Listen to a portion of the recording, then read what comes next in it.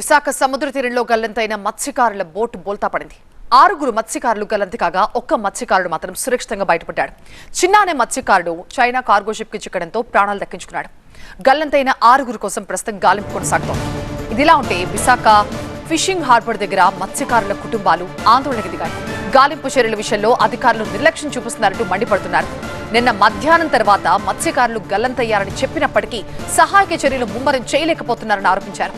సకాలంలో స్పందిస్తే 6 ప్రాణాలతో బయటపడే అవకాశం ఉందని, ఇప్పటికైనా గాలింపు చర్యలు వేగవంతం చేయాలని గల్లంతైన మత్స్యకారు కుటుంబాలు డిమాండ్ చేస్తున్నాయి.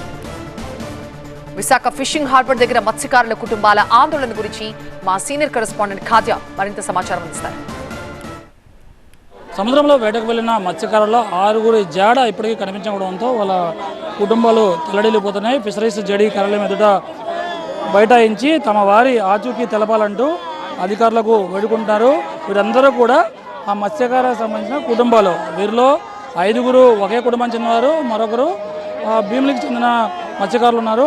అందరూ కూడా ఒకే బోట్లో వెళ్ళారు. 7 మత్స్యకారులు వెళ్ళి ఒకరు సేఫ్గా డ్రైవర్ కారే చిన్న ప్రాణాపాయం నుంచి బయటపడి సేఫ్గా బయటకు వచ్చాడు. అయితే మిగతా 6 జాడ ఇప్పటి వరకు కనిపించడం లేదు. గంటలు గడుస్తోంది. అయినప్పటికీ వారు ఎలా ఉన్నారు, ఎక్కడ ఉన్నారో దానిపై వీరికి సమాధానం లేకపోవడంతో తీవ్రంగా తలడిల్లిపోయే పరిస్థితి మనం స్పష్టంగా చూస్తున్నాం.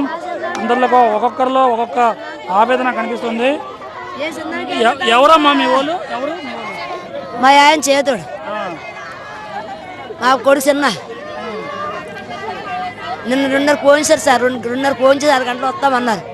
6 గంటల కాంచి 2 గంటల దాకా ఫోన్ స్విచ్ ఆఫ్. ఏటి అయిందో మాకు తెలియదు సార్. మాకు జరిగింది ఏటి జరిగిందో మాకు తెలియదు. మాకు సంతోషం. నా బిడ్డలు, నా భర్త, నా పిల్లలు నా కాడ రావాలి. ఏదైనా ఇన్ఫర్మేషన్ వచ్చిందమ్మా మిగతా 6 గురించి? లేదు సార్, ఇంకేమి తెలియలేదు. ఒక అతను అయితే వచ్చారు, బాబాయ్.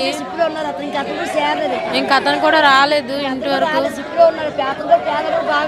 ఏదేమైనా క్షేమంగా తీసుకురమ్మని ప్రభుత్వాన్ని కోరుకుంటే. 4 ఈ ఒక్కింటోలే 4 ఉన్నారు. ఇప్పుడు 7 మొత్తం టోటల్ అయితే 7. ఇంకా అక్కడ ఇంకో అతను ఉన్నారో లేరో కూడా తెలియట్లేదు. కనిపించి అసలు ఏం చెప్పలేదు అతని కోసం. సమాచారం ఇచ్చారమ్మా ఎలా ఉన్నారు ఏంటనేది?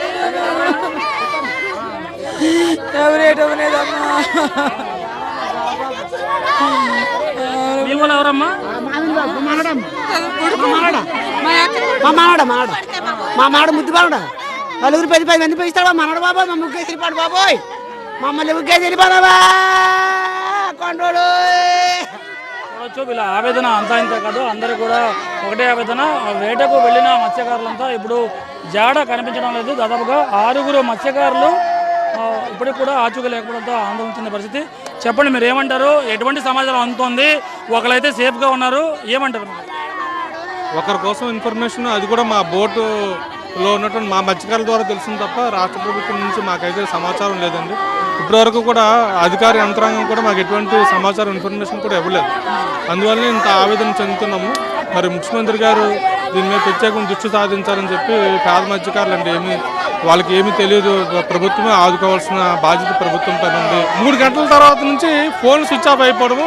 వీళ్ళు కూడా 5 గంటల వరకు వెయిట్ చేశారు. 5 గంటల తర్వాత నాకు ఇన్ఫర్మేషన్ చెప్పారు. నేను ఇంటికి వెళ్ళి వాళ్ళతో మాట్లాడిన తర్వాత నేను అనుకున్నది ఏంటంటే అలలో ఉధృతి ఎక్కువగా ఉంది, బోట్ ఏమో తిరగబడిపోయి వీళ్ళు ఇబ్బంది పడి ఉంటారు అని చెప్పేసి. కాకపోతే ఏంటంటే అందరూ యంగ్స్టర్స్ కాబట్టి, అందరూ ఈత కొట్టడంలో నిష్ణాతులు కాబట్టి వాళ్ళందరూ కూడా ఈత కొట్టుకుని బ్రతికే ఉంటారు అని చెప్పేసి మాకైతే ఒక ధైర్యం ఉంది.